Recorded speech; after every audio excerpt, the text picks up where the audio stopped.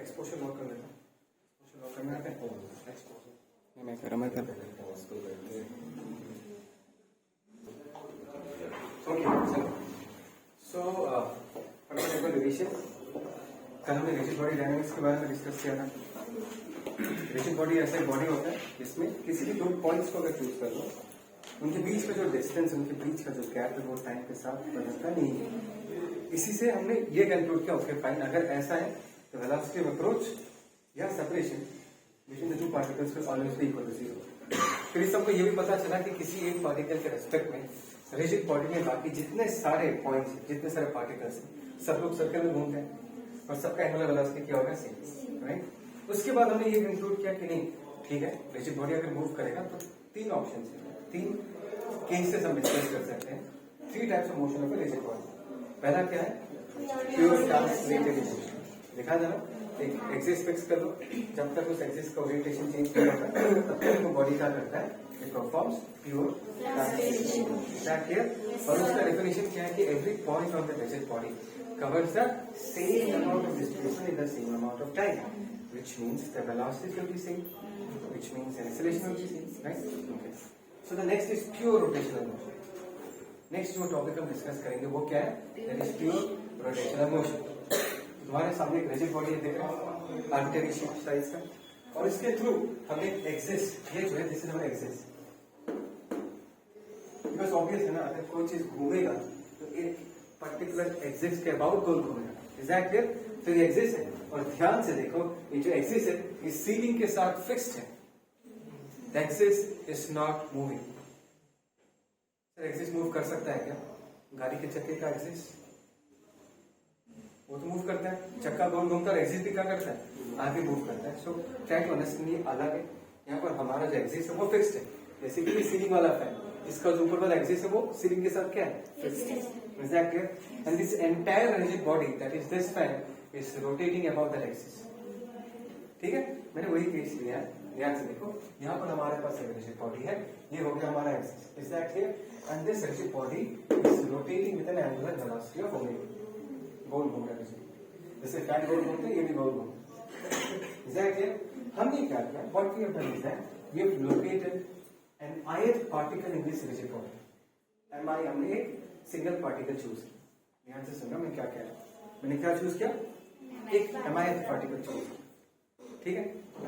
Now you try to visualise कि अगर पूरा रिजिड बॉडी गोल घूम रहा है, तो अगर मैं सिर्फ उस एमआईएथ पार्टिकल को देख रहा हूं, वो कैसा घूम रहा होगा, सर्कल में घूम रहा होगा। पूरा रिजिड बॉडी अगर गोल घूम रहा है, तो वो एमआईएथ पार्टिकल है वो इसी एक्सिस के अबाउट क्या कर रहा होगा, सर्कल में गोल घूम रहा होगा। और ये सिर्फ एमआईएथ पार्टिकल का कहानी नहीं, मींस रिजिड बॉडी में कोई भी पार्टिकल को लेके अगर इमेजिन करोगे या विजुअलाइज करोगे, every particle of the rigid body is moving in a circle. You agree with this? Yes, yes. Every particle on the rigid body is moving in a circle except the ones which is lying on the axis. Except the ones which is lying on the axis. उनके अलावा कोई भी particle choose करो, सिर्फ ये particle choose करो, ये अगर एक्सिस है, जैसे हम जे पार्टिकल, ये भी क्या कर रहा है, ये भी सर्कल में गोल घूम रहा है, राइट। तो एक्सिस पे जितने सारे पार्टिकल्स लाई करते हैं वो लोग तो मूव नहीं करेंगे, उसके बारे में मैं कह भी नहीं रहा। Is that clear? I am talking about those particles which are not located on the axis. All those particles are actually moving in a circle, right.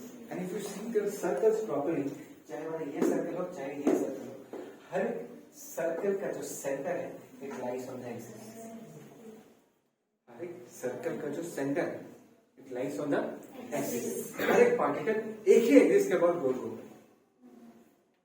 समझ में आया? फिर सॉरी एक बार, you got rigid body, rigid body move कर, तुमने एक particle को देखा रिजिड बॉडी, वो गोल घूम रहा है, ठीक है, बढ़िया, एक एक्सिस में मिल गया तुमको। दूसरे पार्टिकल को देखा वो भी गोल घूम रहा है उसी एक्सिस के अबाउट, तीसरे पार्टिकल को देखा वो भी गोल घूम रहा है उसी एक्सिस के अबाउट, तुम बोलोगे sir this body is performing pure rotational motion. So what is the defining feature of a pure rotational motion? Every point on the rigid body except those lying on the axis will be moving in a circle. But यहाँ पर definition complete नहीं होता about the same axis. Then we say that the object is performing pure rotational motion. ठीक है, तो इसी particle को अगर ऊपर से देखो, सी फ्रॉम टॉप, मुझे ये पिक्चर दिखाई देगा, ऊपर से अगर देखता हूँ मुझे गोल घूमता हुआ दिखाई देगा, ऐसा गोल घूम रहा है, और सर्कुलर मोशन हमने ऑलरेडी पढ़ लिया, मुझे पता है क्या करिए ऐसा गोल घूम रहा है, हर एक पार्टिकल का एंगुलर वेलोसिटी क्या होगा, सेम होगा, every particle on this rigid body will have the same angular velocity. Okay, so if this is the mith particle, and if this is moving in a circle, at this particular instant of time, its velocity will be tangential to the circle. Anything which moves in a circle will always have its velocity along with tangential to the circle. Come on, yeah, yes, sir. This is the vith velocity of the mith particle. And we know that this VR is nothing but Ri into omega, V equal to R omega. Circular motion, come on.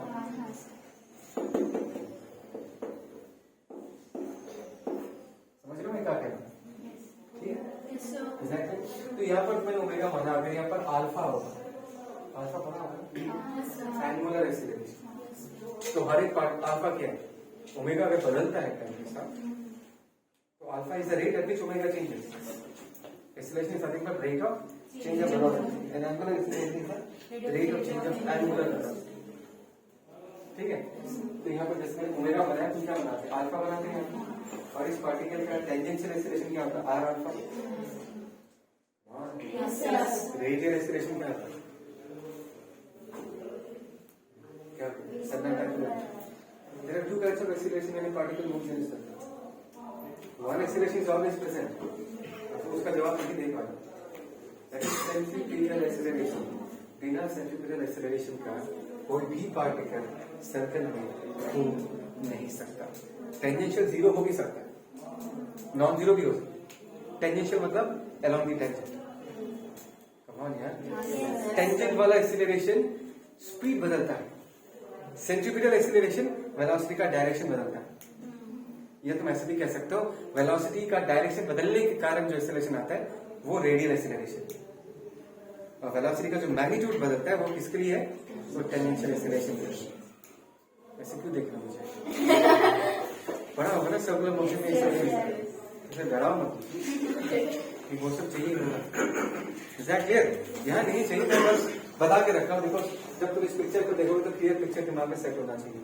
This particle मैंने पूछा यार, board भी घर नहीं लेके जा रहे, board भी है, वीडियो में भी है, घर में जाकर आराम से कॉपी कर सकते हैं. फिलहाल कहानी सुनो. कहानी ऐसा है भाई, ये सर्कल में घूम रहा है, और सर्कल का पूरा कहानी तुमको पता होना चाहिए. अलग सा चैप्टर ही पढ़ा तुमने सर्कुलर मोशन में. ठीक, एक वेलोसिटी, दो acceleration, tangential velocity, tangential acceleration, radial acceleration. Radial तो हमेशा प्रेजेंट होगा, बिकॉज कोई भी चीज अगर सर्कल में घूमता है उसका डायरेक्शन बदलता है, एंड डायरेक्शन बदलने के कारण जो एक्सेलरेशन आता है वही है सेंट्रीफ्यूगल एक्सेलरेशन. टेंजेंशियल हो भी सकता, नहीं भी हो सकता. हुआ, it is a uniformly accelerated circular motion. अगर टेंजेंशियल एक्सीलरेशन नहीं है तो पार्टिकल का जो स्पीड है वो बदलेगा, मैग्नीट्यूड नहीं बदलेगा. उसको हम क्या बुलाते हैं, uniform circular motion. Is that clear? So this is all about the कहानी ऑफ प्योर रोटेशनल मोशन. हाँ, अभी तो मुझे पूछो कि सर इस पर्टिकुलर रिजिड बॉडी का कितना काइनेटिक एनर्जी है, तो लोग ठीक, इस पर्टिकुलर का कितना होगा, half m i v i square. दूसरे पर्टिकुलर का होगा half m i dash v i dash. तो वो सब करेंगे, अभी नहीं चाहिए, बाद में करेंगे. बस बता के रखना, अगर काइनेटिक एनर्जी निकालना है तो ऐसा कर सकते. ठीक, चलो सब लोग एक बार बताओ, how do we know whether the body is performing pure rotational motion or not?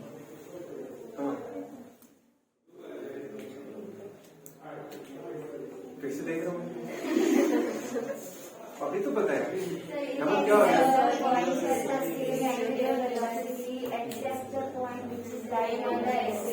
बस जैसे इन लोगों ने गा के बताया, तो लोगों को अच्छे से याद होगा चाहिए एक्सिस होगा, और रिजिड बॉडी का हर एक पॉइंट, हर एक पार्टिकल में चेंजेस के ऊपर गोल होगा, except the ones line on the axis. That is pure rotational motion. कितना मेहनत चाहिए बोलने में, तुम लोग इतना टाइम लगा. Is that clear? Yes sir. Last में आता है दोनों का combination, combined translational rotational motion. इसमें ज्यादा कुछ नहीं बोलूंगा, वो सिर्फ विजुलाइज करना है गाड़ी का चक्का, एक चलता हुआ गाड़ी का चक्का। तुमको क्या दिखेगा? गाड़ी के चक्के का एग्जिस्ट होता है, तो यहाँ पर एग्जिस्ट बना के रखा है। उसके अलावा ये चक्का क्या करता है? गोल घूमता है। बट ऐसे होल वो एग्जिस्ट भी क्या करता है? ट्रांसलेटरी मोशन करता है। एग्जिस्ट ट्रांसलेट्स, एग्जिस्ट तो आगे बढ़ते जाते हैं। उसके अबाउट वो जो तुम्हारा जो टायर है वो क्या करता है? रोटेट करते हैं। इनफैक्ट टायर रोटेट भी करता है, आगे भी बढ़ता है, दोनों करता है इसका। बस समझ में? This is an example of combined translational and rotational motion. समझ में आया? चलो पॉज करो इसको। हाँ सर, टैप कर। Tap tap. अभी क्या थोड़ा सा कंसेप्ट सीखेंगे, बिकॉज ये प्रॉब्लम सॉल्विंग में यूज होता है। That is no slip condition. Situation क्या है? हमारे पास एक पुली है, उसके सरफेस पे, उसके पेरिफेरी पे एक रस्सी लपेटा हुआ है। Exactly. So if I talk about the pulley is performing pure rotational motion. You agree with this? Yes, sir. And what about the rassi and the block? It is performing pure. It is pure translational motion. Is that clear? बक्सा जो है वो तो सीधा उतर रहा है, पुली जो है वो गोल घूम रहा है। You understand it? Yes, sir. So हमने ये रिड्यूस कर लिया, ये sir. Sorry. Pure rotational motion.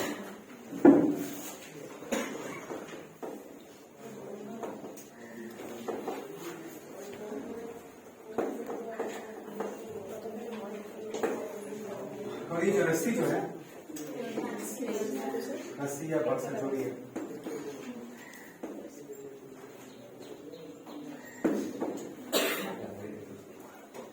ठीक है? कमान इधर इधर बातें नहीं, नमन इधर। So this is what Pulley that you have. ध्यान देना।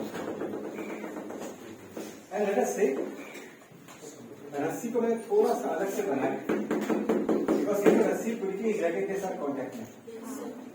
मैंने जो डायग्राम बनाया इसका मतलब नहीं है कि हमने रस्सी को अलग कर दिया, हमने रस्सी को अलग नहीं किया, मैंने बस दोनों को अलग से बनाया है, ताकि तुमको मैं ये दिखा पाऊँ कि रस्सी का इनर कॉन्टेक्ट सरफेस एंड पुली का आउटर कॉन्टेक्ट सरफेस, जो कि एक दूसरे के साथ कॉन्टेक्ट में, उनके बीच क्या चलेगा। Right? So forget about the rassi. Let's talk about the pulley. The pulley is performing pure rotational motion. And at this instant of time, the angular velocity कितना होगा? Come on. Yes, sir. और उसका angular acceleration कितना है? Alpha. Exactly. Yes. So can you tell me कि इस point इस बार इस तरफ कितना velocity होगा? If I say this is the radius, that is r. Can you tell me? वो जो पेरिफेरल पॉइंट, ये जो डॉट से मैंने रिप्रेजेंट किया है, इस पॉइंट का वेलोसिटी कितना होगा? बोलो सब लोग r omega, right? That is the velocity. So this is r omega. Do you agree with this? Yes, sir. आपको ये भी पता है कि this also has an angular acceleration of alpha. Exactly. अगर अल्फा एक्सेलरेशन है, कैन यू टेल मी इस point का टेंजेंशियल डायरेक्शन इस तरफ कितना एक्सेलरेशन है?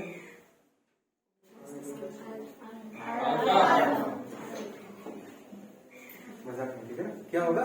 That is the tangential acceleration. Is that clear? So please tell me, why am I concerned about that point of contact? मैं उस point of contact को लेकर इतना डिस्कस क्यों कर रहा हूँ? Because उसी जगह के साथ रस्सी कॉन्टेक्ट कर रहा है, राइट? उसी जगह के साथ रस्सी कॉन्टैक्ट में, और हमने ये मान के रखा कि there is a no slip condition. No slip का कंडीशन का मतलब है कि रस्सी जो है वो पुली के ऊपर फिसलेगा नहीं। What do you mean by this? फिसलेगा नहीं? अच्छा ठीक है, एग्री विद दिस, बट मैं ये तुमको समझाना चाहता था कि फिसलेगा कब? जब एक सरफेस दूसरे सरफेस के ऊपर घिस जाता है, एक सरफेस दूसरे सरफेस के ऊपर मूव कर जाता है, तब हम ये कहेंगे ना हम फिसल गए। जब जमीन तो वहीं पर रहता है, हमारा पैर आगे चला रहा है, तो हम फिसल गए, right? The surfaces move with respect to each other. अगर मैं कह रहा हूं कि दोनों सरफेसेस के बीच तो स्लिपिंग मोशन नहीं होगा, इसका मतलब ये है that both the surfaces will be moving together. नहीं आया जवाब? आया नहीं आया समझ? हाँ? मैं ये कह रहा हूँ कि अभी अगर मजाक है, अभी अगर मैंने ये कहा कि the surfaces will not slip over each other, एक दूसरे के ऊपर स्लिपिंग नहीं होगा। स्लिपिंग कब है? जब रिलेटिव मोशन होता है तभी ना स्लिपिंग। दोनों एक साथ जा रहे हैं तो बोलोगे स्लिप कर रहा है? There is no slip condition, right? And both the surfaces move together. Is that clear? Which means रस्सी का जो सरफेस जो पुली के साथ कांटेक्ट में है, पुली का ये पॉइंट जैसा मूव कर रहा है, रस्सी का जो आउटर या जो भी बोलो इनर वाला ये सरफेस जो कि पुली के पेरिफेरी के साथ कांटेक्ट में है, वो भी उसी के साथ मूव करेगा। समझ में आया? अगर पुली फास्ट मूव कर जाता, रस्सी अपनी जगह पर रह जाता, तब बोलते सर स्लिप कर गए, बिकॉज पुली जगह घूम रहे हैं, या रस्सी गिर जा रही है, पुली अपने जगह पर बैठा है, तब हम क्या बोलेंगे? रस्सी स्लिप कर। पर यहाँ पर मैंने बोला कि नहीं, रस्सी और पुली के बीच ना सफिशिएंट फ्रिक्शन है फॉर एग्जाम्पल, तो घिसाई नहीं होगा, both of them will move together. Is that clear? Yes, sir. Now, if they move together, what do you mean by move together? Both the surfaces will have the same velocity. Both the surfaces will have the same acceleration. इसका मतलब ये हुआ कि अभी अगर मैं तुमको पूछूं रस्सी का डाउनवर्ड डायरेक्शन में इस पर्टिकुलर मोमेंट ऑफ टाइम में कितना वेलोसिटी है, तुम बोलोगे सर रस्सी का भी डाउनवर्ड डायरेक्शन में अगर पुली का इस पेरिफेरल पॉइंट का आर लेना है तो रस्सी का भी डाउनवर्ड डायरेक्शन में कितना होगा? You agree with this? Yes, sir. So both of them are moving together. And that's because if they are moving together, दोनों का velocity, दोनों का acceleration क्या रहेगा? सेम रहेगा। So R ओमेगा अगर डाउनवर्ड डायरेक्शन में ये रहेगा velocity, acceleration भी क्या होगा? सेम होगा। अगर उस पेरिफेरल पॉइंट का रस्सी के लेंथ के अराउंड R अल्फा है, तो रस्सी का भी डाउनवर्ड डायरेक्शन क्या होगा? अल्फा। और ये इसलिए वैलिड हो रहा है बिकॉज हमने यहाँ पर कंडीशन मान कर रखा है, no slip condition, that means both the surfaces will move together. Is that clear? Yes, Which sir. means यहाँ इसके साथ तो यहाँ पर आगे जाके जो ब्लॉक अटैच है मास, इसका भी इस वक्त डाउनवर्ड डायरेक्शन में वेलोसिटी कितना होगा? और डाउनवर्ड डायरेक्शन में इसका कितना होगा? So this is a very very important idea, इसको हम बहुत सारे प्रॉब्लम्स में यूज करते हैं। बात समझ में आया? यहाँ पर हमने क्या किया है, हमने प्योर ट्रांसलेशनल मोशन को प्योर रोटेशनल मोशन के साथ कनेक्ट कर दिया, मतलब पैरामीटर्स को कनेक्ट किया। प्योर ट्रांसलेशन का जो वेलोसिटी है, आगे देख, प्योर ट्रांसलेशन का जो वेलोसिटी है वो पुली के वेलोसिटी के साथ किस तरीके से कनेक्टेड है। ब्लॉक जो कि एक प्योर ट्रांसलेशनल मोशन कर रहा है, उसका जो एक्सेलरेशन है वो पुली के एक्सेलरेशन के साथ कैसे कनेक्टेड है, that is the topic that we discuss. Is that clear? Yes, sir.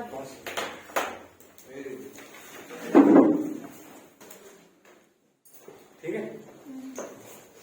एक बार ये बताओ कि इनर्शिया क्या होता है? एनालॉजी में इनर्शिया का और जैसे basically Tendency of the body to remain in rest or state of motion inertia सीधा सीधा बोला जाए तो तुमको ये बताता है कि किसी सिस्टम का स्टेट चेंज करना कितना मुश्किल है। बिकॉज इनर्शिया का जो मेजरमेंट है कहीं मार खाएगा, ये तो सीधा सीधा तो करते नहीं है, बातें नहीं होती। इनर्शिया का जो मेजरमेंट है वो इनर्शिया का मेजरमेंट क्या? Mass. More difficult it will be, easy नहीं, इजी बोला क्या? More difficult it will be to change its state. एक भारी पत्थर को मूव करवाना ज्यादा डिफिकल्ट होगा, एक चलते हुए ट्रक को रोकना डिफिकल्ट होगा, पर एक चलते हुए साइकिल को रोकना आसान है। डिफरेंस क्या दोनों में? मास का। तो सीधा सीधा एकदम सिंपली चीज को समझो, इनर्शिया ज्यादा है, तुमको ये समझ में आ जाएगा कि फाइन इसका स्टेट चेंज करना उतना मुश्किल होगा, उसको मूव करवाना उतना मुश्किल होगा, या मूव करते हुए चीज को रोकना उतना मुश्किल होगा। बात समझ में आया? Similarly, when we talk about rotational motion, when we talk about the motion of a rigid body, तो किसी चीज को घुमाना कितना आसान है या कितना मुश्किल है, या किसी घूमते हुए चीज को रोकना कितना मुश्किल है? आसान है। मैं डिफिकल्टी लेवल के बारे में बात कर रहा हूँ। किसी चीज को घुमाना कितना डिफिकल्ट है या किसी घूमते हुए चीज को रोकना कितना डिफिकल्ट है, उसका मेजरमेंट हमको कौन देता है? Moment of inertia. वो दोनों नाम एग्जैक्टली सेम है, सिर्फ मोमेंट का डिफरेंस है। मैं बताऊंगा मोमेंट का मतलब क्या है, लेकिन जो बेसिक फिलोसॉफी है that is exactly the same. In fact इस पूरे चैप्टर में तुमको ऐसे बहुत सारे इक्वेशंस मिलेंगे जो तुमने ऑलरेडी ट्रांसलेटरी मोशन में स्टडी कर लिया, ट्रांसलेटरी मोशन में तुमने जो इक्वेशंस यूज किया है उसका काउंटर पार्ट मिलेगा तुमको, रोटेशनल मोशन का काउंटर पार्ट मिलेगा। बात समझ में आ रहा है मैं क्या कह रहा हूँ? एग्जैक्टली। तो खुद एक सिचुएशन इमेजिन करो कि सोचो कि मेरे पास एक रस्सी है, रस्सी के नीचे एक बड़ा सा आयरन बॉल है, उसको मैं घुमाना चाहता हूँ, राइट? तो अगर छोटा सा आयरन बॉल है जिसका मास कम है, उसको घुमाना आसान होगा। बहुत बड़ा सा आयरन बॉल होगा तो मैं घुमा नहीं पाऊंगा, घुमाने के लिए क्रेन चाहिए होगा। जस्ट फॉर एन एग्जांपल, अगर मास बहुत बड़ा हो गया तो पकड़ पाओगे? मैंने कहा कि अगर आयरन बॉल है उसको अगर हम घुमाना चाहते हैं, छोटा आयरन बॉल है, छोटा मास है, उसको घुमाना आसान होगा, लेकिन बॉल का साइज अगर बड़ा है, बॉल का साइज, बॉल का मास अगर बड़ा है तो उसको घुमाना मुश्किल है। So can I say in this case the difficulty level is directly proportional to mass? More the mass, more difficult it will be to rotate this. Very simple. ठीक है? अभी सेकंड केस में मास को सेकंड सोचो हमारे पास एक Costco ball है, छोटा सा रस्सी है, इसको पकड़ के हम आराम से घुमा सकते हैं, राइट? अच्छा, रस्सी का लेंथ जो है वो एक्चुअली तुम्हारे एक्सिस से बॉल का डिस्टेंस है। मतलब अगर तुम इसको बॉल घुमाओ तो सोचो ये कॉस्को बॉल है, ऐसा घूम रहा है, this is the length of the rassi, in this case the length of the rassi. तुम उसको कैसे ट्रीट करोगे? This is the distance of the ball from the axis of rotation, the length of the rassi, right? अब खुद सोच के देखो, छोटा रस्सी नहीं देखे, बॉल वही है, लेकिन रस्सी बहुत लंबा, वहां तक है रस्सी, और उसके बाद बॉल है। समझ में आ रहा मैं क्या कर रहा हूँ? रस्सी का एक एंड मेरे हाथ में है, रस्सी का दूसरे एंड में बॉल है, लेकिन वो उस बॉल के सामने है, उसको पकड़ के बोला नहीं बॉल को घुमा, बॉल को घुमाना बहुत मुश्किल हो रहा है। मतलब बॉल अगर मेरे पास है तो उसको घुमाना आसान होगा, नॉट मेरे पास, एक्सिस के पास है तो उसको घुमाना आसान होगा, लेकिन बॉल अगर एक्सिस से बहुत दूर है तो उसको घुमाना मुश्किल है। बिकॉज तुम अगर घुमाने के बारे में बात कर रहे हो तो सबसे पहले एक्सिस डिफाइन करोगे ना, एक्सिस तो होगा ही इसी में, तो एक्सिस के पास अगर है तो उसको घुमाना आसान है, एक्सिस से अगर डिस्टेंस ज्यादा है तो उसको घुमाना मुश्किल है। That means in this case moment of inertia, which is nothing but it simply represents the difficulty level of making a body rotate or to stop the rotating body, whatever it is। मैं rotation का बात कर रहा हूँ, in this case will also be directly proportional to the value of r। If this is a particle, if r is the distance of that particle from the axis of rotation, r का value अगर बड़ा होगा तो moment of inertia का value भी बड़ा होगा, है? मोमेंट ऑफ इनर्शिया का जो सिंबल होता है इसको मैं आई बोलता हूँ। एक तो बात ये है कि आई जो है that will be proportional to m, more the mass, more will be the difficulty level, more will be the moment of inertia, and I proportional to r भी लिख सकते हैं, लिखेंगे, ठीक है? Because r in this case represents the distance of that particle from the x, ठीक है? अभी एक्सपेरिमेंट्स किए गए और देखा गया कि एक्चुअली ये तो मैंने तुमको बस समझाने के लिए ये प्रोपोर्शनलिटी दिखाया, और एक्चुअली में मोमेंट ऑफ इनर्शिया का जो फॉर्मूला है that is given as m into r square. r का स्क्वायर का डिपेंडेंसी है, और स्क्वायर का डिपेंडेंसी कैसे है वो तो स्टैटिस्टिकली प्रूव किया जाता है। अभी मैं तुमको ऐसे फॉर्मूला प्रेजेंट कर रहा हूँ, इसको निकाला जाता है स्टडीज करके, बहुत लंबा चौड़ा स्टडीज करने के बाद सब फॉर्मूला निकलता है। मैं बस तुमको ये समझाना चाहता हूँ कि मोमेंट ऑफ इनर्शिया मास पे भी डिपेंड करता है, डायरेक्टली डिपेंड करता है, और डिस्टेंस पे भी डायरेक्टली डिपेंड करता है, बट एक्चुअली फॉर्मूला क्या है? m r square. और ये जो मैंने फॉर्मूला लिखा है this is for a single particle system. अगर एक सिंगल पार्टिकल है वो अगर एक एक्सिस के बाद गोल घूम रहा है, राइट, तो उस सिस्टम का मोमेंट ऑफ इनर्शिया हम कैसे लिखेंगे? m r square. अब तुम पूछोगे सर एक नहीं है, सोचो n number of particles, that one 3 तक बनाया, सोचो n number of particles, and this distribution is called as a discrete distribution of masses। बताया था यहाँ पर m1, m2, m3, m4 सारे के सारे क्या अलग अलग है। तो ऐसे सिनेरियो में इस पूरे सिस्टम का आप मोमेंट ऑफ इनर्शिया कैसे डिफाइन करोगे? Just like this, just like this. बात समझ में? इन दिस केस अभी अगर मुझे मोमेंट ऑफ इनर्शिया डिफाइन करना है क्या लिखना है? माइनस स्क्वायर, मतलब लिखा नहीं है m1 into r1 square plus m2 into r2 square plus m3 into r3 square till n, तो इसको हम ऐड करेंगे क्या करेंगे? समेशन स्क्वायर, और i का वैल्यू 1 से लेके n तक value. This is nothing but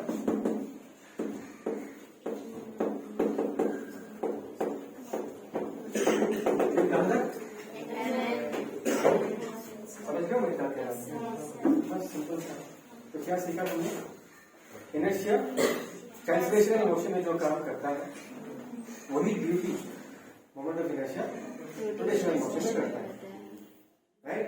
वहां पर इनर्शिया का मेजरमेंट मास पर, यहाँ पर इनर्शिया का measurement mass as well as distance from the axis पे भी डिपेंड करता है। इनफैक्ट ये जो आर है, this R actually represents the distribution of the मास।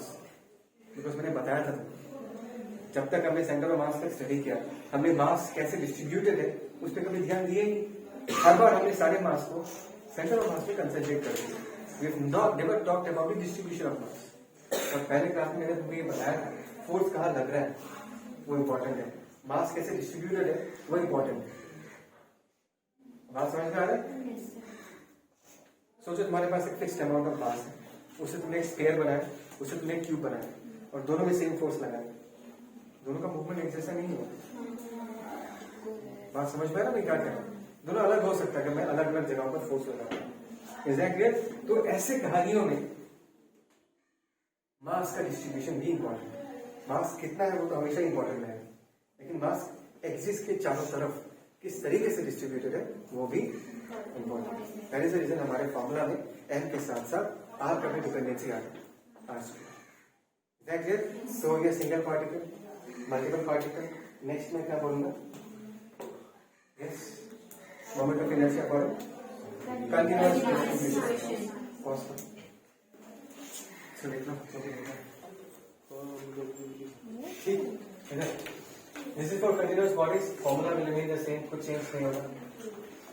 क्या देखना हमको से एलिमेंट लेना है, राइट? यहाँ पर हमने छोटा सा डीएम एलिमेंट लिया, उस डीएम एलिमेंट के एक्सिस से कितना डिस्टेंस है? आर डिस्टेंस है। और सिग्मा साइन हम यूज नहीं करते ऐड करने के लिए, हम कौन सा साइन लेते हैं? Integration.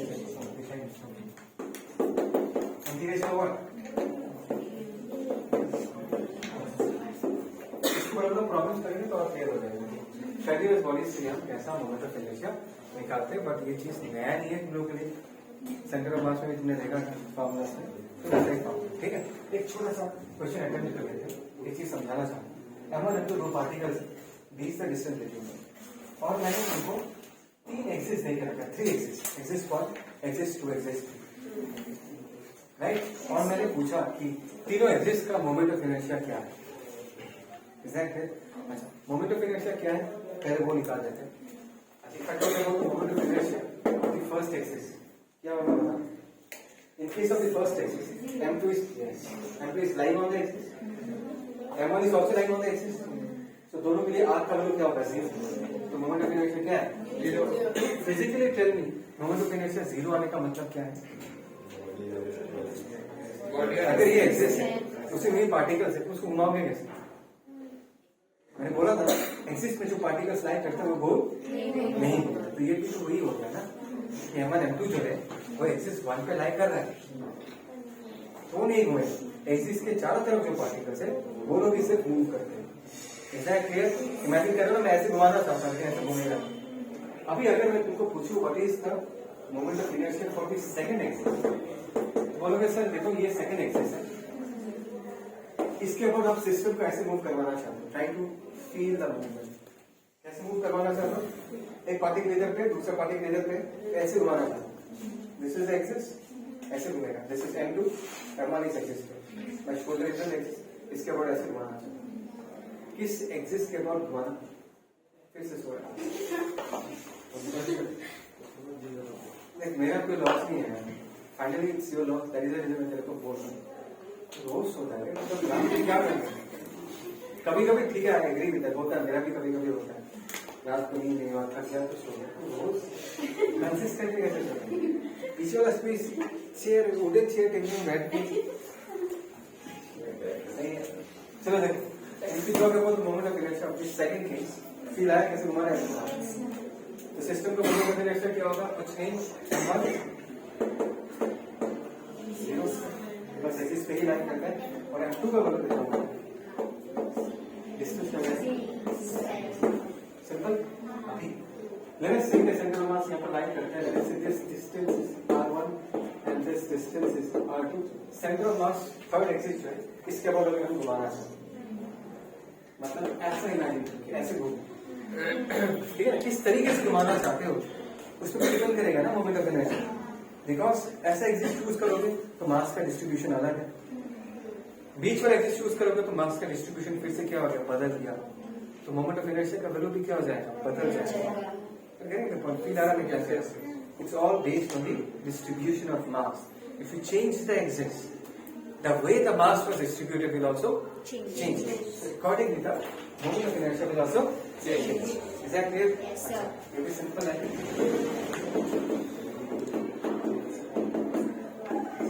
Can you tell me the value of R1 and R2? You know that R1 plus R2 is equal to D. But R1 R2 का वैल्यू अगर निकालना है मुझे और एक इक्वेशन चाहिए। दूसरा इक्वेशन क्या होगा?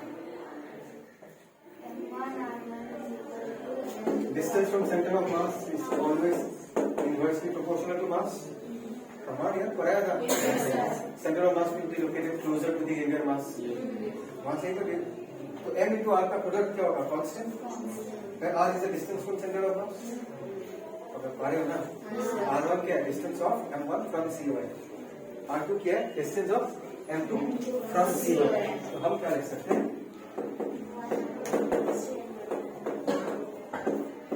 चमका बस ये R1 निकालेंगे, यहाँ पुट करेंगे, R2 निकल जाएगा, R2 निकल गया तो R1 निकल गया, यहाँ पुट कर दो।